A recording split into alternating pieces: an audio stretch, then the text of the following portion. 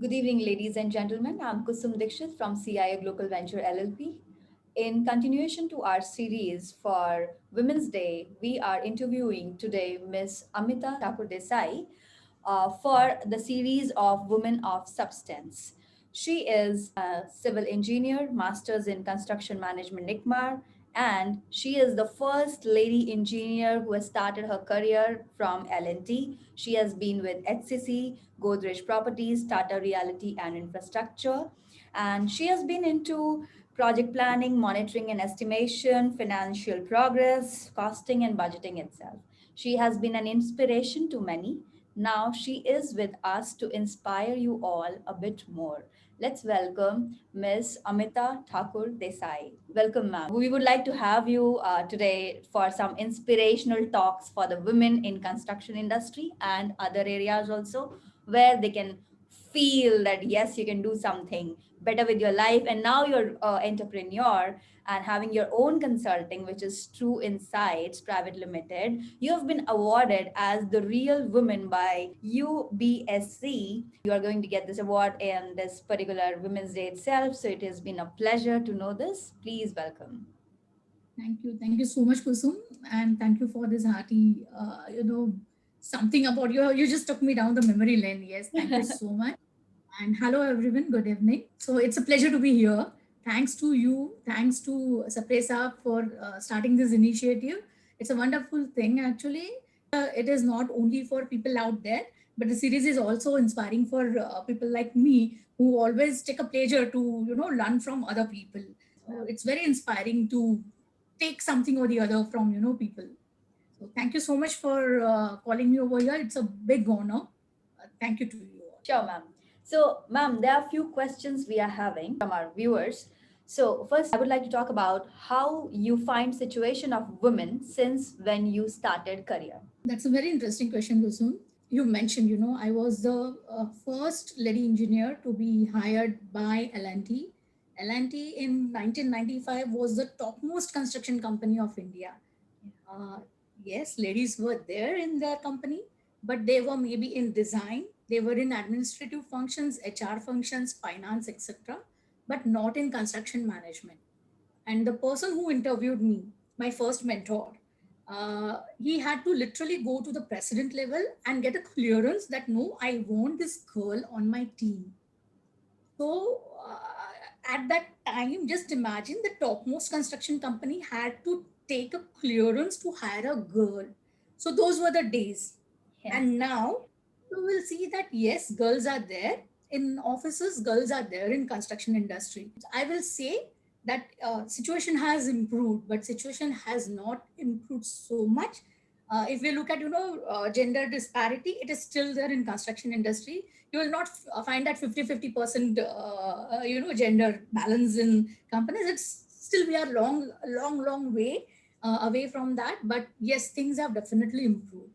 Maybe around, means earlier there was 1 in 100 in office. Now it is maybe 2 or 3 at least ladies in office out of 100, and or in construction out of 100. So Yeah, that's so the we can current say that situation. the situation has improved for women in construction industry specifically. They are getting that kind of a recognition there too. Yes. That's great. Yes, they are getting, but we want to do something much more, right? Yeah, seriously. Okay, ma'am, we let's go to the next question, which is what difference you notice for women in infrastructure and opportunities available to them, particularly in India. Opportunities are there, Kusum. Every construction company is hiring, every infrastructure company is hiring. The point is that when you, as a person, you are getting interviewed, don't keep in your mind a bias that you are a girl and you will get, rejected. If you are able to prove yourself, people will take you. So it's an equal opportunity available. It is only thing is that you have to have that faith in yourself. You have to have that fearless nature and grab that opportunity. So that's what I will say. Mindsets need to change, but then it is up to you to change those mindsets. People will look at you. The bias still exists. I'm not saying that the bias has gone totally. Bias still exists, uh, especially in the minds of girls or in women. There are challenges, physical challenges, which come first to their mind. Ki, oh, I'll have to go to site. Oh, I'll have to stand in sun. Oh, I'll have to do this. But then if you keep these barriers in your mind, you will never succeed. If that particular role is calling you, you need to go and just grab. Yeah.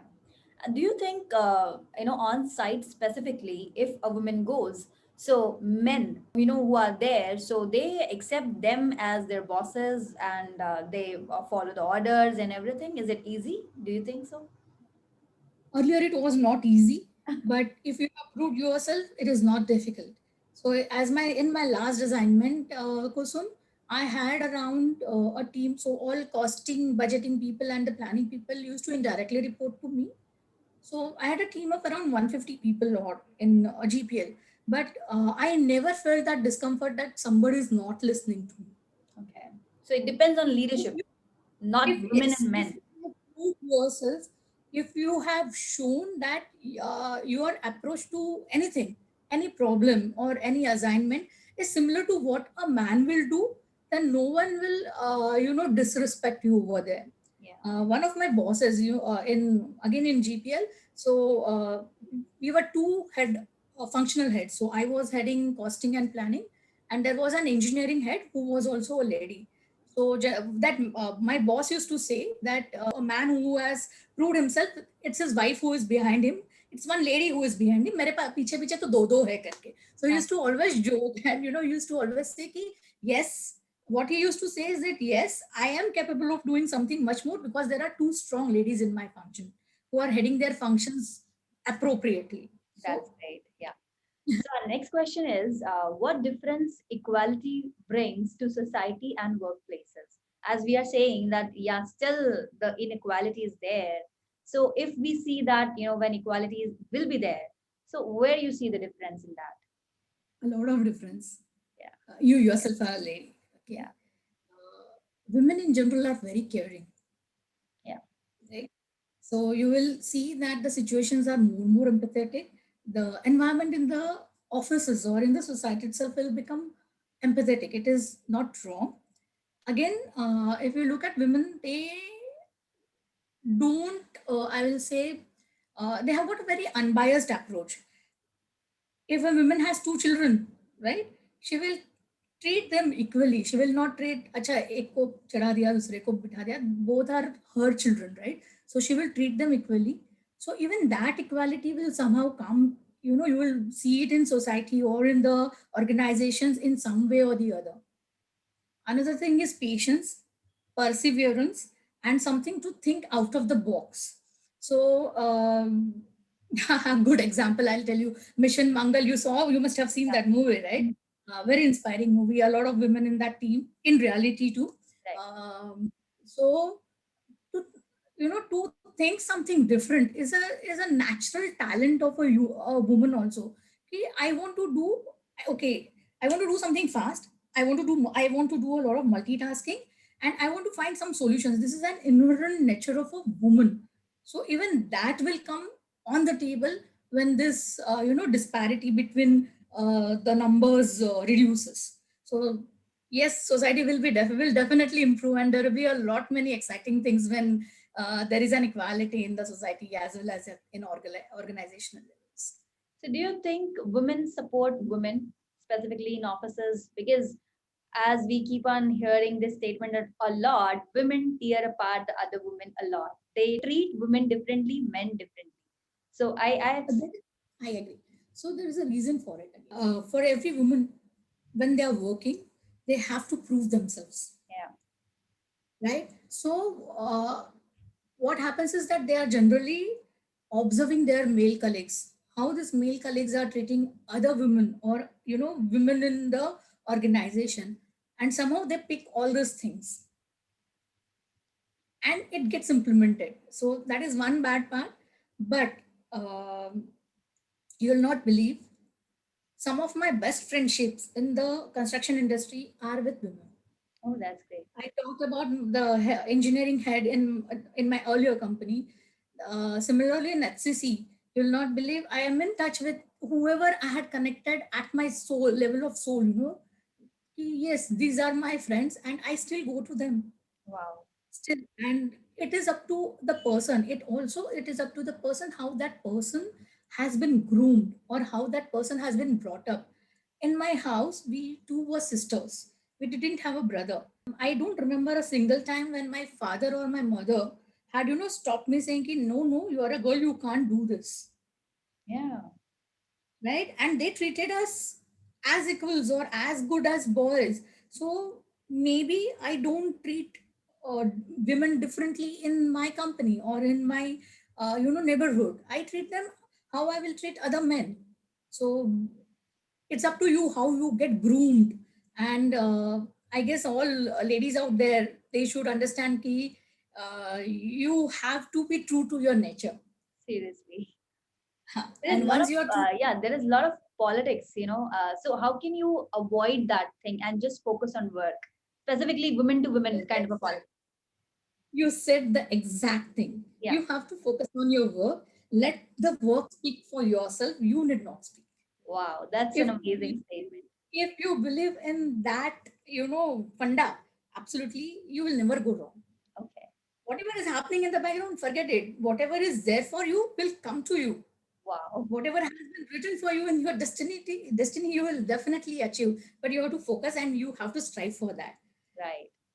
Don't bother about anything else. That's amazing. That's nice.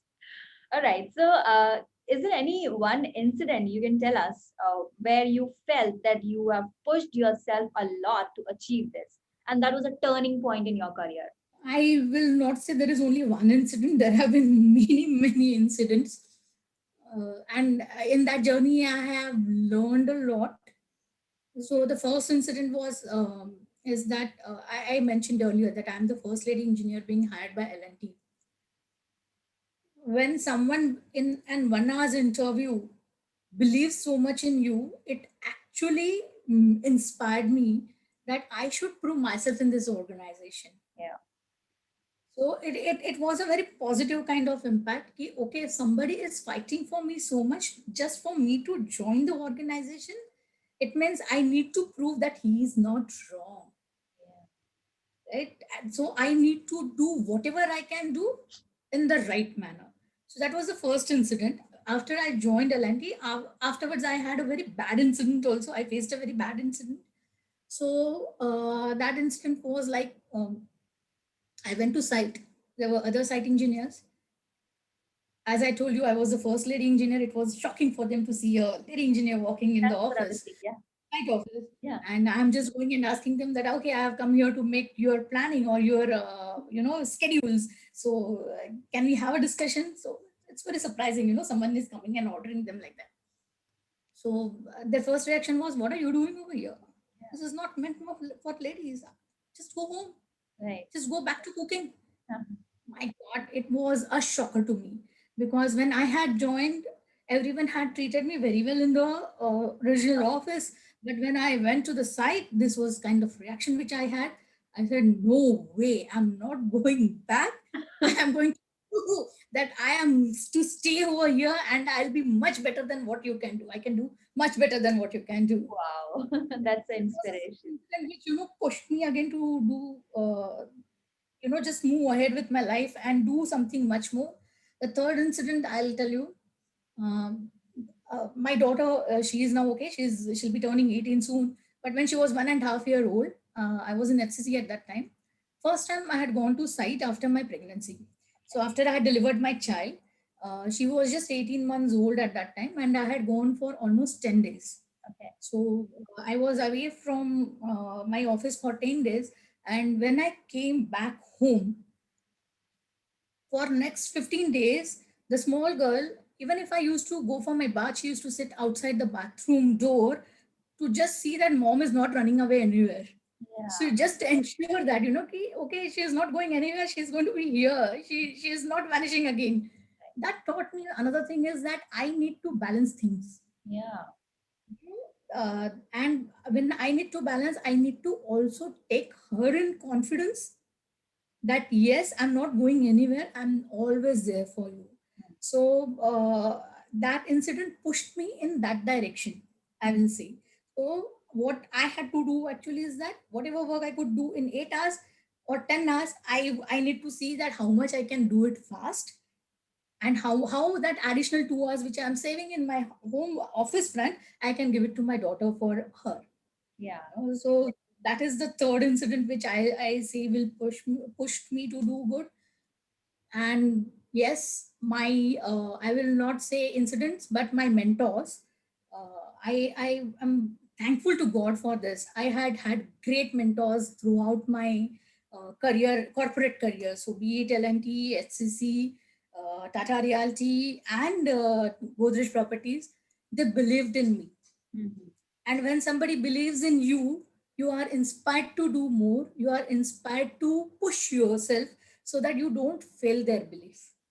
Yeah, that's perfectly fine. But mentor believed in us. But specifically, if we talk about the families, you need a supporting family also for all these things. As we were talking about it, like it's very difficult to find a family like that. You don't know, girls who are like, going to marry later, even, so how can you actually manage that front also if they're not supporting you? Then what? What about your career? What about your dreams? How are you gonna manage both the things? So something, put some light on that. Kulsum, thankfully, I didn't have to face this. Uh-huh. So my life partner is my college partner. So we were in the same college, and so he knew, what kind Amita is, what kind of uh, approach Amita is having, and he has supported me throughout the journey. So whenever I have taken decisions to change careers or change of organizations, he has been there for me. I have not faced this kind of issue or challenge that okay, my partner is not supporting me, okay, my family is not supporting me. It never happened. But then uh, what I will talk about is that if that happens, first of all, you have to recalibrate. You have to have dialogues with your partner, with his family, with your family.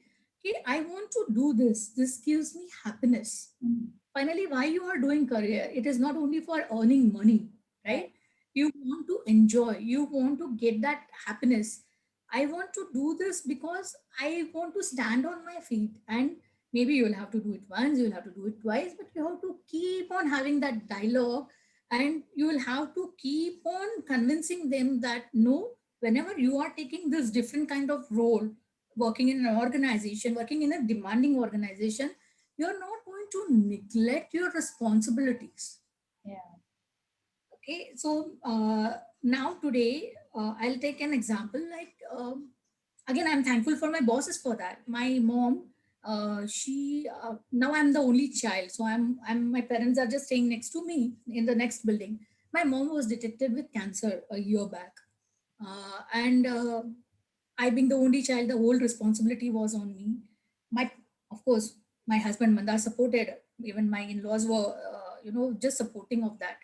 But when I told my boss that, boss, I will have to take leave because her treatment is going to start, and I have to focus on her. He's saying nothing doing. Why you want to take leave? Anyways, Amita, you are a workaholic. So you go to hospital. If anything is there, I'll give you a call. Join the meeting, and then forget it. You don't have to take pressure. So that is the that kind of I'll say confidence which you have developed in them. Even my parents were confident that I will reach out to them. I will do whatever is required. So that is in you. You have to show it in your actions, in your words. Okay. So I hope I have conveyed the right thing. But Yeah, yeah, that's great. Yes. So, any message what you would like to give to the girls, which will be inspiring for them for pursuing the career in infrastructure and managing both fronts? How's that? What message will be? so first and foremost is believe in yourself. Unless you don't believe in yourself, nobody else will believe in you. Nobody else. Second thing is that learning doesn't stop. You have to be open minded. You have to learn every day. Keep on reading, keep on observing. It is not necessary that you have to go back to school for it, but whatever you can gain, knowledge, any knowledge gain, it never goes waste. Absolutely, it never goes waste. And the third thing is, if an opportunity comes, never ever say no to it. Okay. Never ever say no to it. Never ask for favors. That is one thing. You can check it even with, people whom you might have interacted, common people amongst us.